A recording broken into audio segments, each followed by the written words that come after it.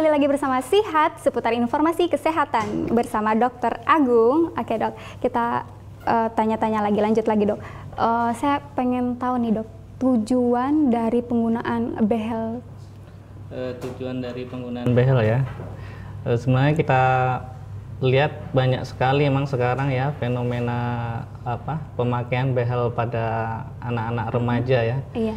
Dan tentu kita dari sekian banyak itu kalau bisa kita lihat rata-rata dari tujuan mereka pasang behel itu sebenarnya hanya untuk gaya-gayaan atau estetis aja ya. Hanya untuk wah saya pasang behel nih sudah nih ya gitu. Wah gitu ya, untuk tren gitu untuk ngikuti tren wah aja ya. Tapi sebenarnya sebelum kita masang behel tuh kita sebenarnya harus tahu sih apa sebenarnya tujuan dari kita dipasangkan behel pada gigi di mulut kita ya. Di sini sebenarnya prinsip dasar, prinsip utama dari pemasangan behel gigi itu adalah memperbaiki fungsi, memperbaiki fungsi gigi dan memperbaiki dari estetika gigi kita ya. Nah, dari itu tadi bisa kita jelaskan bagaimana sih itu memperbaiki fungsi itu. Jadi seperti ini, misalnya gigi kita yang sebelumnya berantakan kan ya, berantakan misalnya gingsul aja misalnya, dia otomatis kan nggak bisa dipakai, tidak berfungsi kan dalam mulut kita. Sebenarnya padahal fungsi dari gigi gingsul atau taring tadi sebenarnya kan hanya untuk memotong dan merobek makanan ya. Jadi di sini pemasangan behel tersebut diharapkan nantinya hasilnya gigi taring itu atau gigi gingsul itu nanti bisa pada posisi yang benar dan bisa dipakai. Oke, bisa berfungsi tadi ya. Optimal iya, ya, dok, secara optimal untuk membantu proses pengunyah dan makan ya. Selain itu yang kedua tadi adalah fungsi estetik ya. Dari fungsi estetik ini tentunya yang tadi misalnya gigi kita gingsul keluar, terus sekarang jadi rapi kan tentunya kita bisa lebih percaya diri tentunya. Lebih nyaman ya. Dan ini tentunya cocok sekali untuk yang mempunyai pekerjaan selalu ngomong ya, seperti Mbak Andel nih ya. Jadi ya seperti kayak guru kah, presenter itu memang perlu untuk estetiknya itu juga dibutuhkan gitu ya. Kadang persyaratan-persyaratan itu ada kerapian gigi juga ya dok ya. Betul, dilihat. Gitu. Oke deh. Nah kalau misalkan untuk setiap individu itu kan beda-beda nih dok struktur gigi mulutnya. Nah kira-kira nih dok apa sih untuk dari struktur mulut-mulut setiap orang-orang kan berbeda nih dok ya. Gimana sih cara menentukan bracket atau kawat gigi yang cocok untuk mulut kita nih dok? Oh ya, secara umum memang untuk menentukan bracket yang cocok dengan kasus yang ada di gigi kita ya, itu tentunya perlu pemeriksaan yang teliti ya, dan oleh dokter nanti biasanya kita sarankan. Misalnya untuk kasus-kasus yang pertama, misalnya kasus yang ringan ya, yang giginya hanya cuma istilahnya bercelah atau renggang-renggang ya, itu biasanya kita sarankan dia pakai bracket yang jenis metal atau bisa juga yang diamond, diamond tadi ya, diamond tadi ya, atau juga bisa yang yang transparan, yang keramik atau gitu. Soalnya dia kan juga butuh kekuatan besar untuk menarik ya. Terus yang kedua misalnya untuk kasus yang berat yang kayak saya ceritakan tadi, yang untuk gigi gingsul tadi ya, gigi taring yang menonjol keluar, itu memang perlu perlu tarikan yang kuat nanti dari bracketnya ya.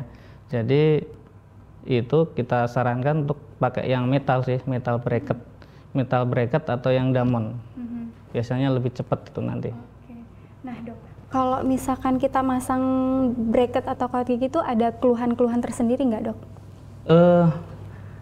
Rata-rata pasien yang kita pasangkan ya, biasanya keluhannya rata-rata yang pertama itu emang ada timbul nyeri sih, ada timbul nyeri, terus biasanya timbul sariawan, gitu. seperti itu ya. Nah, kalau soalnya itu apa ya, proses adaptasi dari bracket di mulut kita ya. Tapi biasanya keluhan itu sekitar 1 minggu tuh biasanya hilang sih. Sudah hilang. Jadi Sudah hilang, ya. Mulut kita menyesuaikan dengan bracket tersendiri itu selama 1 mingguan gitu ya dok ya? Kurang lebih 1 minggu. Itu pun tergantung dari kasusnya juga sih ya. Gitu. Kalau kasusnya yang berat misalnya berdesakan, berantakan atau yang giginya taringnya keluar tadi, biasanya timbul nyerinya emang ada, lumayan sih itu biasanya. Cuman jangan takut sih, kan kita bawain obat anti nyeri itu nanti setelah dipasang tuh. Oh gitu. Nah kalau untuk apa ya dok, strukturnya mulut kita setelah memasang otomatis berubah kan dok ya, struktur mulut yang awalnya tidak menggunakan behel setelah dipasang otomatis berubah kan dok ya, dan itu menyebabkan tadi seperti sariawan gitu ya dok. Kalau misalkan sudah dilepas ada perubahan nggak dok dari struktur ininya, lapisan mulut atau bagaimana gitu? Ya begini ya, ya otomatis kan untuk sebelum melepas itu bracket tadi kan kita sudah ketemu dari ketemu maksudnya itu perawatan yang kita inginkan sudah tercapai kan. Jadi dan sebelum melepas bracket itu pun masih ada tahapan yang harus dilalui ya. Jadi setelah gigi sudah rapi sesuai dengan yang kita inginkan, itu sebelum dilepas biasanya harus kita ikat atau namanya kita bending ya dengan kawat khusus. Itu sekitar mungkin ya 6 sampai 1 tahun ya, 6 bulan sampai 1 tahun ya. Diharapkan nanti setelah diikat itu terjadi proses penulangan pada akar gigi ya. Jadi tadi kan misalnya gigi kan masih posisinya berantakan ya.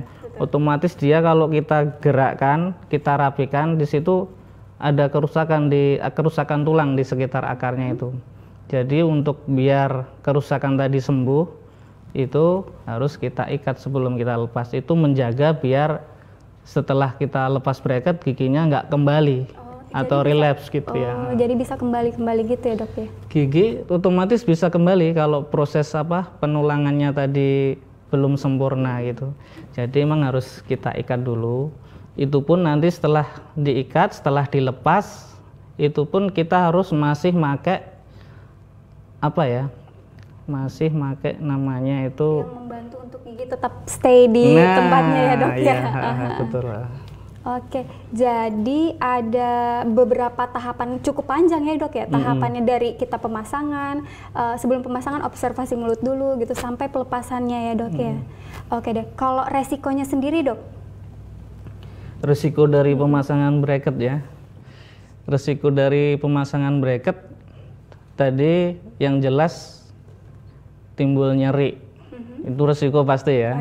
Nyeri, sariawan, itu pasti ada itu resikonya. Selain itu bisa juga menyebabkan gigi goyang. Gigi goyang. Loh, kalau gigi goyang nanti copot dong dok? Ya itu otomatis ya, misalnya kita perawatan pemasangannya tidak benar, tidak sesuai dengan kaidah pemasangan dari bracket gigi, gigi kita tentunya tidak malah baik, bisa menyebabkan gigi-gigi kita tuh malah goyang ya. Di situ ya.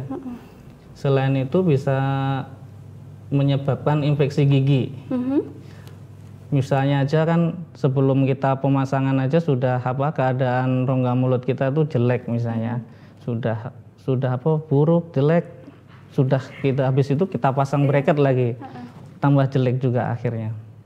Selain itu kan juga dengan pemasangan bracket itu bisa memudahkan timbunan plak kotoran kan di sekitar bracket itu. Jadi kalau kita pembersihannya nggak rutin, nggak bagus, tentunya bagian dari bracket itu kan cepat kuning. Selain itu juga pasti menimbulkan bau mulut tentunya ya. Jadi pembersihan bracket sendiri itu ada jangka waktunya tersendiri ya dok ya? Untuk pembersihan bracket kan seperti kita aktivitas menggosok gigi itu kan. Dengan membersihkan bracket tuh bisa dengan kita gosok gigi ya, gosok gigi seperti biasa itu. Bisa juga dengan menggunakan dental floss. Dental floss atau sama dikombinasikan sama obat kumur juga bisa itu.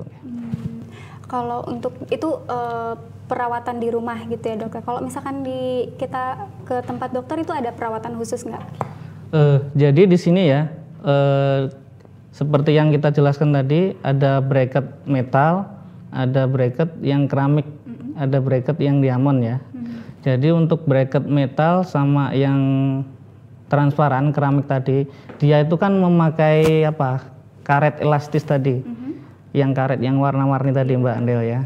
Jadi itu memang disarankan minimal 3 sampai 4 minggu dia harus kontrol, harus dikontrolkan. Jadi fungsi kontrol itu apa? Pertama melihat pergerakan gigi. Jadi pergerakan gigi yang kita inginkan ke posisi yang yang kita inginkan itu sudah ada belum. Selain itu untuk mengontrol dari karet elastisnya itu ya, tentunya karet kalau sudah dipasang sekitar 3 sampai 4 minggu dia kekuatan untuk memegangnya kan berkurang ya. Jadi harus diganti ya. Kalau nggak diganti pasti giginya nggak mau gerak, dia kembali lagi ya. Selain itu pada waktu kontrol juga kita tanyakan kan keluhannya apa kan selama yang ada pemasang sebelum kontrol itu. Kalau misalnya ada timbul sariawan atau nyeri-nyeri terus, mungkin bisa kita lihat mungkin kawatnya sudah ada yang terlalu panjang, ada yang perlu kita potong. Jadi disitulah fungsi kontrolnya gitu. Oke deh, ada lagi nggak dok resiko selain sariawan, terus giginya rongga mulutnya bermasalah gitu, ada lagi dok?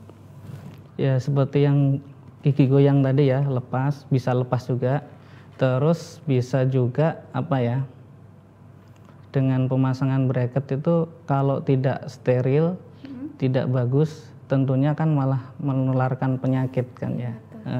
Jadi sebaiknya pemasangan bracket harus di tempat yang benar dan alat-alatnya harus steril ya. Betul sekali. Oke, pemirsa masih penasaran tentang behel atau bracket? Jangan kemana-mana, tetap di Sihat seputar informasi kesehatan.